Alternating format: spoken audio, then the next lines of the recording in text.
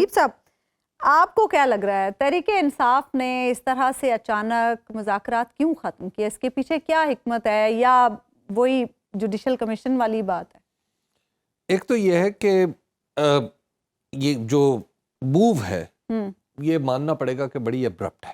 یعنی ابرپٹ ہو سکتا ہے کہ خان صاحب کے دل میں کچھ اور بات ہو، ان کا جو گیم پلان ہو وہ کچھ اور ہو، لیکن جس انداز سے یہ ہوا ہے وہ انداز تھوڑا سا ایک تشویش والا ہے. اچھا، مثلا یہ توقع کی جا رہی تھی کہ کس کے لیے تشویش کا باعث؟ سب کے لیے، جو بالخصوص حکومت ہے. ٹھیک ہے، دیکھیے حکومت کو یہ خیال تھا کہ ہم نے 28 تاریخ تک کا وقت لے لیا جی، اور اس 28 تاریخ تک کا وقت لینے میں یہ، اور اجلاس کب ہوا ہے؟ یہ اجلاس ہوا 16 تاریخ 16 کو، بالکل. اور آج کیا تاریخ ہے؟ 23.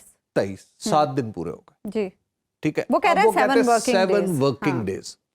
اب 7 ورکنگ ڈیز جو ہیں، اب وہ تو پھر ایک دفتری سی کاروائی ہے، اب وہ پتہ نہیں کیسے ہے، لیکن اس دوران ایک اور ڈیولپمنٹ ہوئی. کاروائی یہ ہوئی ہے کہ محترم محسن نقوی صاحب امریکہ میں پائے جاتے ہیں جی، اور محسن نقوی صاحب مسلسل وہاں سے اپنی ملاقاتوں کی تصاویر بھیج رہے ہیں، ویڈیوز، اور ان کی تصاویر چل رہی ہیں.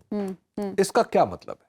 اس کا مطلب یہ ہے کہ کیا محسن نقوی صاحب کسی ایسے مشن پر ہیں جو پاکستان کے سیاسی حالات سے تعلق رکھتا ہے؟ وہ وزیر خارجہ نہیں ہے، ٹھیک ہے نا؟ جی جی، اصولاً تو وزیر خارجہ کو جانا چاہیے تھا. وہ تو، اچھا، وہ تو وزیر داخلہ ہیں. جی جی جی جی. اور یہ جو موقع ہے کہ صدر انوگریٹ ہو رہے ہیں، وہ حلف اٹھا رہے ہیں، تو وہاں پہ تو وزیر خارجہ کو ہونا چاہیے. جی حبیب صاحب، ایک اور جو اہم بات، اس بل سے ایف آئی اے اور متعلقہ اداروں کو کور بھی دیا گیا جو عام طور سے متاثرہ فریق کے طور پہ اپنے آپ کو پیش کرتے ہیں، اور وزارت داخلہ کا کردار بھی مزید بڑھا دیا گیا. دیکھیے اس بل میں جو بنیادی خامی ہے نا، وہ یہ ہے کہ جب آپ قانون کی اس طرح تشریح کر دیں کہ جس میں یوں بھی ممکن ہو اور یوں بھی ممکن ہو. مثال کے طور پہ اگر میں یہ کہوں کہ ہماری عدلیہ ٹھیک کام نہیں کر رہی اور انصاف کی ڈسپنسیشن نہیں ہو رہی، قانون کے مطابق ادارے نہیں چل رہے، میری یہ سٹیٹمنٹ جو ہے اگر آپ اس کو اٹھا کے لے جائے پیکا کے موجودہ بل میں، تو یہ ایک جرم ہے. یہ فقیر 3 سال سزا کا مستوجب ہوگا اور 10 لاکھ روپے جرمانہ بھی. لیکن میں ورکنگ جرنلسٹ ہوں. اس کی وجہ یہ ہے کہ یہ بات نکلے گی یہاں سے، اس کے بعد یہ کہیں ڈیجیٹل میڈیا میں کسی نے لگا دیا تو میں اس میں پکڑا جاؤں گا. دوسری بات پھر اس میں یہ ہے، آپ نے طرح طرح کی باتیں کی، مثلاً نظریے کے خلاف بات نہیں کریں گے. اچھا، اب آپ یہ ذرا سوچئے کہ نظریہ کوئی بھی ہو، نظریہ پاکستان جو ہمارے دل کے بہت قریب ہے، کیا اس کی ریاستی تعریف ہوگی؟ کیا اس کی ریاستی تعریف ہوگی کہ اس کے مطابق ہم چلیں؟ یعنی جو کوئی کہے گا، ہمیں بتائے گا کہ یہ ہے جی نظریہ پاکستان، تو اس کی اگر تم نے مخالفت کی، آپ بتائیں نظریے کا تعین ریاست کیسے کر سکتی ہے؟ ایک بات. دوسری بات کہ اب بہت سارے ہمارے علماء حضرات ہیں، علماء حضرات ایک دوسرے کے بارے میں باتیں کرتے رہتے ہیں، اس فقہ کے بارے میں، اس کی فکر کے بارے میں، اس مکتب کے بارے میں، اس مکتب کے بارے میں.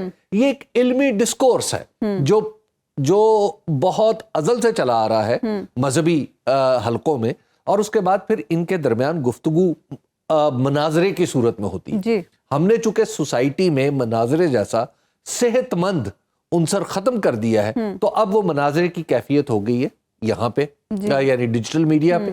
اب آپ یہ بتائیں کہ علمی طور پہ جب آپ گفتگو کر رہے ہوں تو آپ کہیں کہ جناب یہ جو بات اس مولوی صاحب نے کی ہے یہ میری فکر کے مطابق، اور میں کون ہوں؟ میں ہو سکتا ہے اس اتھارٹی کا چیئرمین ہوں، میری فکر کے مطابق یہ اسلام کی سربلندی کے خلاف ہے، تو میں اس کو بھی پکڑ لوں. اس قانون کا تو پھر غلط استعمال، اس قانون کا غلط استعمال. بھائی اگر آپ اس قانون کا اس طرح استعمال کریں نا، تو میں آپ کو بتاؤں کون کون پکڑا جائے گا. این ممکن ہے ہمارے جاوید غامدی صاحب پہ پابندی لگ جائے. اچھا جی، جاوید غامدی صاحب کو کہا جائے کہ نہیں جی. این ممکن ہے مجیب الرحمان شامی صاحب کو کہا جائے کہ مجیب الرحمان شامی صاحب، آپ کا وہ جو کلپ آیا تھا اس نے، اب نظریہ پاکستان کن لوگوں کی وجہ سے پہچانا جاتا ہے؟ مجیب الرحمن شامی جیسے لوگوں کی وجہ سے، اور شامی صاحب پہ پابندی لگ جائے گی. اچھا، شامی صاحب کو کہیں گے شامی صاحب آپ ذرا آ جائیں، ذرا جواب دیں. ٹھیک ہے. اچھا، جن کو پورے پاکستان کے جرنلسٹ جواب دیتے ہیں، ان سے کوئی آ کے پوچھے کہ جناب جواب دیں. اس کے بعد کیا ہوگا؟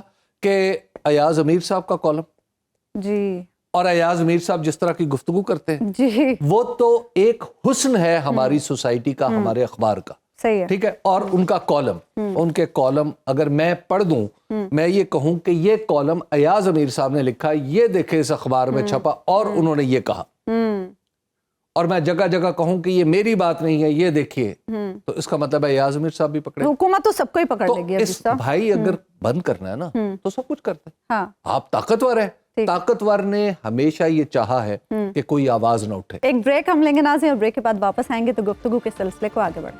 ویلکم بیک ناظرین. سپریم کورٹ میں جسٹس منصور علی شاہ کی سربراہی میں 2 رکنی بینچ نے بینچز کے اختیارات کا کیس مقرر نہ کرنے پر توہین عدالت کیس کا فیصلہ محفوظ کر لیا. دوران سماعت جسٹس منصور علی شاہ نے کہا, بادی و نظر میں 2 رکنی ججز کمیٹی نے جوڈیشل آرڈر کو نظر انداز کیا. ججز کمیٹی کو توہین عدالت کا نوٹس دے سکتے ہیں لیکن دیں گے نہیں. خواجہ حارث نے دلائل مکمل کرتے ہوئے کہا, آئین میں درج ہے کہ آئینی بینچ کیسے بنایا جائے گا. 2 رکنی ریگولر بینچ توہین عدالت کیس میں فل کورٹ نہیں بنا سکتا. مزید بات کریں گے. سینئر کورٹ رپورٹر عدیل سرفراز ہمارے ساتھ پروگرام میں موجود ہیں. عدیل, فیصلہ محفوظ ہو گیا ہے, جسٹس منصور علی شاہ اس معاملے پر فل کورٹ بنانے کا بھی کہہ رہے ہیں. کیا chief justice of Pakistan justice Yahya Afridi full court بنائیں گے؟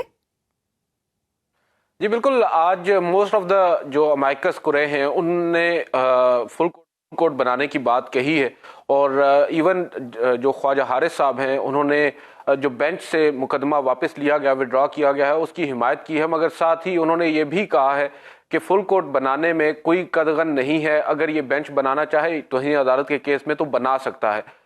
اس پر جسٹس منصور علی شاہ نے بھی یہ کہا کہ اس وقت نظر یہی آ رہا ہے کہ واحد حل فل کورٹ ہی ہے. مگر آخر میں سماعت کا جو ہی اختتام آیا, ہم نے دیکھا جو عدالتی معاون ہیں, اسپیشلی اگر ہم بات کریں احسن بھون صاحب کی, انہوں نے مخالفت کی ہے فل کورٹ کی کہ یہ معاملہ کمیٹی کو ہی بھیجا جا سکتا ہے, فل کورٹ کو نہیں بھیجا جا سکتا. اور دوسری جانب اٹارنی جنرل فار پاکستان ہے, انہوں نے بھی مخالفت کی ہے فل کورٹ کی. اب فیصلہ تو جسٹس منصور علی شاہ کی سربراہی میں 2 رکنی بینچ نے محفوظ کر لیا ہے, مگر نظر یہی آ رہا ہے اگر اٹارنی جنرل بھی فل کورٹ کی حامی بھر لیتے تو شاید فیصلہ آج ہی مختصر سنا دیا جاتا. اسی وجہ سے اب فیصلہ تھوڑا سا ڈیلے ہو رہا ہے. کب سنایا جائے گا, موسٹ پروبلی کل سنایا بھی جا سکتا ہے. ایک آپشن جسٹس یحییٰ آفریدی اور جسٹس عقیل عباسی نے آج خود بول کر کمرہ عدالت میں کہی, اور وہ یہ ہے کہ توہین عدالت جو ہے وہ اگر دیکھا جائے تو آپ کہنا چاہ رہے ہیں شاید. جی جسٹس منصور علی شاہ اور جسٹس عقیل عباسی, ان دونوں کا بنیادی طور پر یہی کہنا ہے کہ توہین عدالت اگر ہم دیکھیں تو جو کمیٹی ہے اس پر بھی بادی النظر میں اس کو نوٹس کیا جا سکتا ہے, کیونکہ فیصلہ تو انہوں نے ہی کیا ہے.